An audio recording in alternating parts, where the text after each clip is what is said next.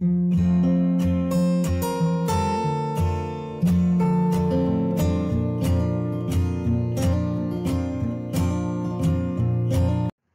kembali lagi pada channel Bimbel Chief bersama Miss Fitri. Pada kali ini saya akan membahas tentang fluida statis. Jadi fluida statis membahas tentang gaya dan tekanan pada saat alir yang tidak bergerak. Jadi untuk pembahasan pertama pada bagian fluida statis ini, saya akan membahas mula-mula tentang tekanan hidrostatis atau pH dan hukum Pascal. Pertama adalah tekanan. Tekanan itu dapat disimbolkan sebagai P. Jadi tekanan adalah besar gaya yang bekerja pada suatu permukaan tiap satuan luas permukaan. Secara persamaan matematisnya dapat dituliskan tekanan itu adalah P sama dengan F per A. Di mana P adalah besar tekanannya dalam satuan Newton per meter kuadrat, F adalah gaya dalam satuan Newton, A adalah luas permukaannya dalam satuan meter persegi.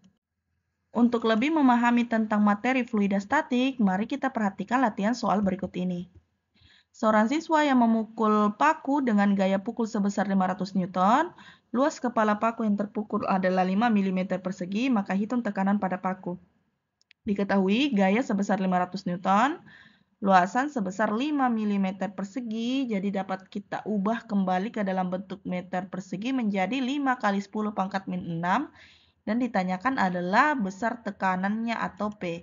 Jadi kita tuliskan persamaan, besarnya tekanan sama dengan gaya dibagi luasan. Jadi luasannya ini adalah 5 kali 10 pangkat min 6 meter persegi dan gayanya adalah 500. Jadi bisa juga diubah dalam bentuk notasi ilmiah yaitu 5 kali 10 pangkat 2 Newton.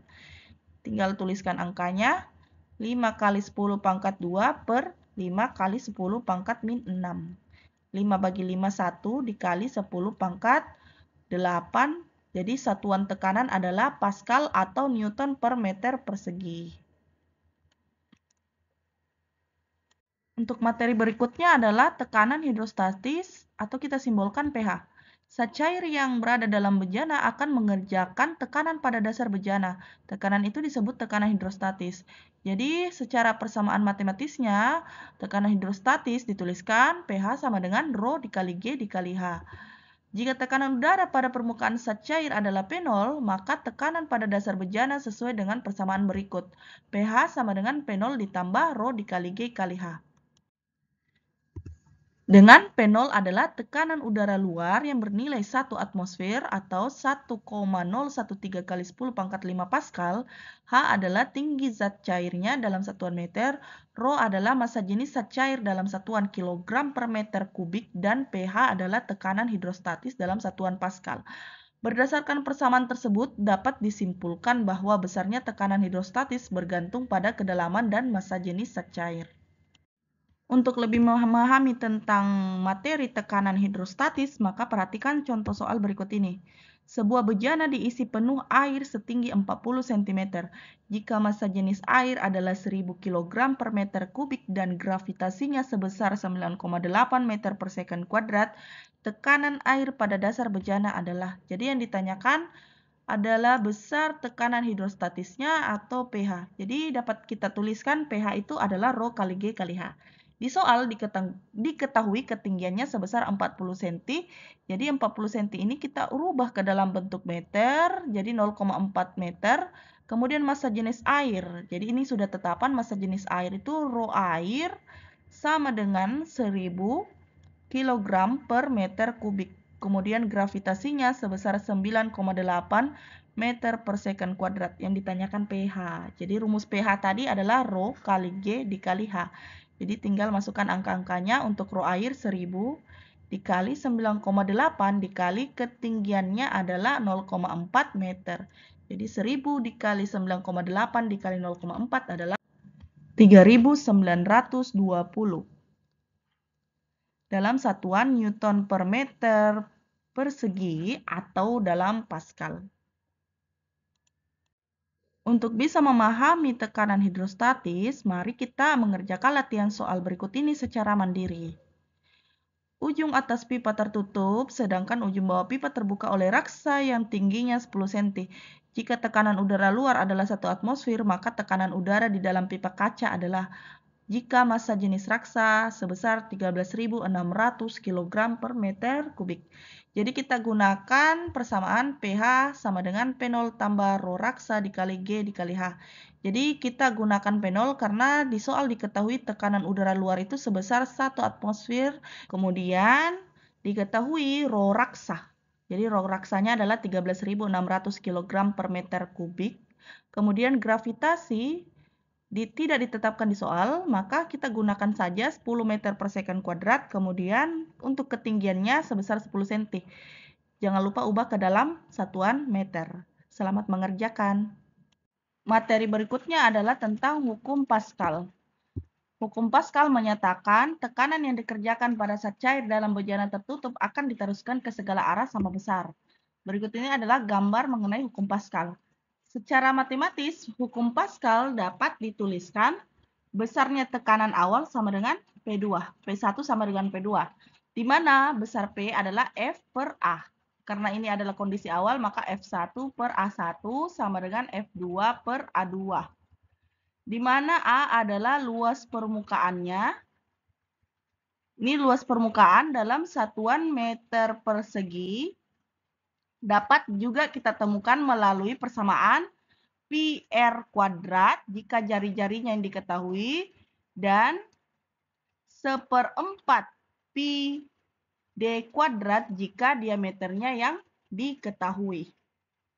Berikut ini adalah latihan soal mengenai hukum Pascal. Perhatikan gambar berikut. Luas penampang kecil dan besar berturut-turut adalah 20 cm persegi dan 60 cm persegi. Jika F1 adalah 6 Newton, maka besar F2 adalah diketahui A1 20 cm persegi, A2 60 cm persegi, F1 6 Newton, ditanyakan F2-nya. Jadi untuk dapat menyelesaikan soalnya, kita gunakan persamaan hukum Pascal P1 sama dengan P2. Jadi besarnya tekanan adalah F per A. F1 per A1 sama dengan F2 per A2.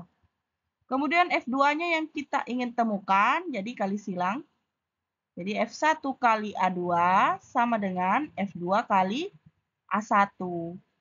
Nah, F2 yang ingin ditemukan berarti F1 dikali A2 per A1. Jadi untuk luasan tidak usah kita convert lagi ke dalam meter persegi karena akan saling mengeliminasi untuk satuannya. Jadi kita tinggal tuliskan untuk nilai F1 sebesar 6 Newton. Kemudian 60 untuk A2 per 20. Diperoleh hasilnya adalah 18 Newton untuk besar F2-nya. Jadi terdapat latihan soal, ini dapat dikerjakan secara mandiri di rumah. Jadi diketahui M2-nya 6 Newton, ini kita tuliskan masing-masing variabel yang diketahui. A1-nya 10 meter persegi, A2-nya 20 meter persegi, dan ditanyakan M1. Jadi tuliskan persamaan hukum Pascal.